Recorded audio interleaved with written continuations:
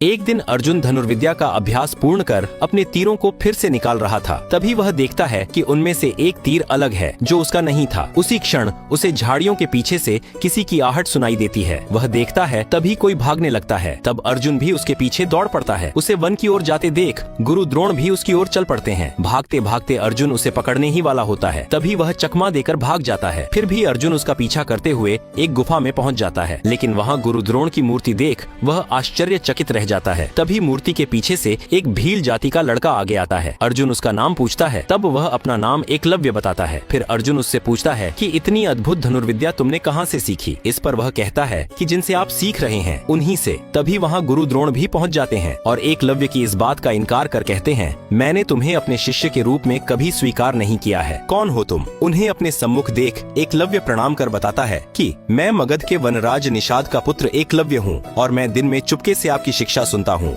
तथा रात में आपकी मूर्ति के सामने अभ्यास करता हूँ। इस पर द्रोण पूछते हैं, ऐसी कौन सी विद्या प्राप्त की है तुमने। उसी क्षण बाहर से एक कुत्ते के भौंकने की आवाज सुनाई देती है। तब एकलव्य अपने धनुष से एक के बाद एक कई तीर छोड़ता है। तभी कुत्ते की आवाज बंद हो जाती है और वह कुत्ता गुफा में आता है जिसके मुंह के अंदर तीर इस तरह लगे हुए थे कि खून की एक बूंद भी नहीं निकली और उसका भौंकना भी बंद हो गया था। एकलव्य की यह विद्या देख द्रोणाचार्य अत्यंत प्रसन्न होकर उसे आशीर्वाद देने आगे बढ़ते हैं। पर उसी समय उन्हें स्मरण होता है कि उन्होंने अर्जुन को विश्व का सर्वश्रेष्ठ धनुर्धर बनाने का वचन दिया था। इसलिए वे पीछे हटने लगते हैं।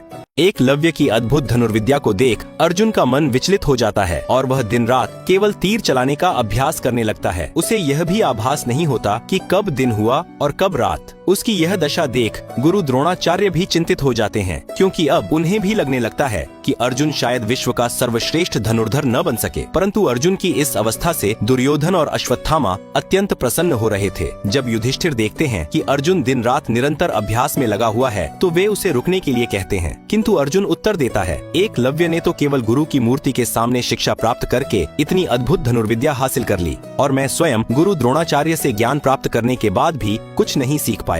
इसका अर्थ यह है कि मुझमें ही कहीं कोई कमी है। यह कहकर वह फिर से तीर चलाने लगता है। इसके बाद दुर्योधन और अश्वत्थामा मिलकर एकलव्य से मिलने जाते हैं ताकि उससे मैत्री कर अर्जुन को पराजित कर सके। परंतु एकलव्य कहता है, मेरी विद्या तो मगध के लिए है, मैं हस्तिनापुर कैसे आ सकता हूँ। उसी क्षण वहाँ द्रोणाचार्य आते हैं और एकलव्य को अपना शिष्य स्वीकार करने को तैयार हो जाते हैं, किंतु एक शर्त पर। वे उससे पूछते हैं, क्या तुम गुरु दक्षिणा दे पाओगे। इस पर एकलव्य उत्तर देता है, हाँ गुरुदेव, और जब तक मैं आपको गुरु दक्षिणा नहीं दे देता तब तक आपकी दी हुई विद्या का प्रयोग भी नहीं करूंगा। तब द्रोणाचार्य गुरु दक्षिणा के रूप में उसके दाहिने हाथ का अंगूठा मांग लेते हैं। यह सुनते ही एकलव्य विचलित हो जाता है, किंतु फिर अपने गुरु के सामने बैठकर कटार से एक ही झटके में अपना अंगूठा काट देता है। उसकी ऐसी गुरु दक्षिणा देख सभी स्तब्ध रह जाते हैं। तब द्रोणाचार्य उसे अपने शिष्य के रूप में स्वीकार करते हैं और मगध लौट जाने का आदेश देते हैं।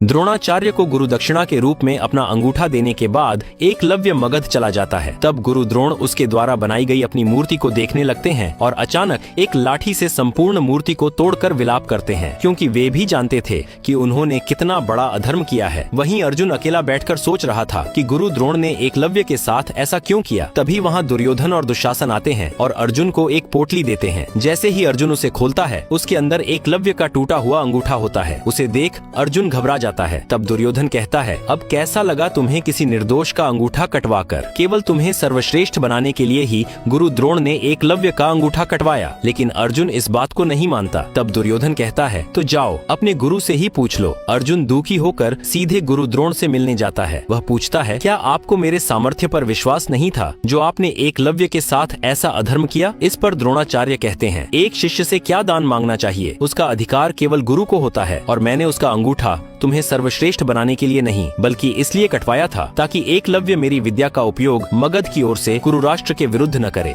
दुर्योधन अपने सभी भाइयों के साथ मिलकर आश्रम छोड़ने का निर्णय करता है, क्योंकि गुरु द्रोण अर्जुन और बाकी शिष्यों में भेदभाव करते हैं। वह अश्वत्थामा को भी भड़काता है, जिससे वह अपने पिता के पास जाकर ब्रह्मास्त्र की मांग करता है। तब द्रोणाचार्य कहते हैं, पुत्र, ब्रह्मास्त्र कोई साधारण अस्त्र नहीं है, इसके लिए विशेष योग्यता की आवश्यकता होती है। परंतु अश्वत्थामा जिद पर अड़ा रहता है कि अर्जुन से पहले उसे ही ब्रह्मास्त्र चाहिए, क्योंकि वह मानता था उसके पिता अर्जुन और अन्य शिष्यों के प्रति पक्षपात करते हैं और इसी कारण कौरव आश्रम छोड़ रहे हैं। तब गुरु द्रोण उसे बताते हैं, कल प्रातः सभी राजकुमारों को नदी तट पर एकत्रित करो। मैं वहाँ पक्षपात न करने का प्रण लूंगा। अगली सुबह गुरु द्रोण नदी में स्नान कर सूर्य को अर्घ्य देते हैं। तब तक सभी राजकुमार वहाँ एकत्रित होने लगते हैं। उसी क्षण एक विशाल मगरमच्छ द्रोणाचार्य की ओर बढ़ने लगता है और अचानक उन पर प्रहार करता है। यह देख सभी घबरा जाते हैं और चिल्लाने लगते हैं, परंतु कोई भी उन्हें बचाने के लिए आगे नहीं बढ़ता। लेकिन जैसे ही अर्जुन यह दृश्य देखता है, वह अपने प्राणों की चिंता किए बिना नदी में कूद पड़ता है। वह अपने गुरु को बचाकर उस मगरमच्छ पर एक के बाद एक प्रहार करता है। उसी क्षण वह विशाल मगरमच्छ अदृश्य हो जाता है। यह देख सभी चकित रह जाते हैं। दरअसल गुरु द्रोण अपने सभी शिष्यों की परीक्षा ले रहे थे, जिसमें केवल अर्जुन ही उत्तीर्ण हुआ था। इसके बाद गुरु द्रोण बाहर निकलकर दुर्योधन से कहते हैं, अधिक ज्ञान प्राप्त करने के लिए उतना ही त्याग भी करना पड़ता है, और यदि अब भी तुम्हें गुरुकुल छोड़कर जाना है तो अवश्य जाओ।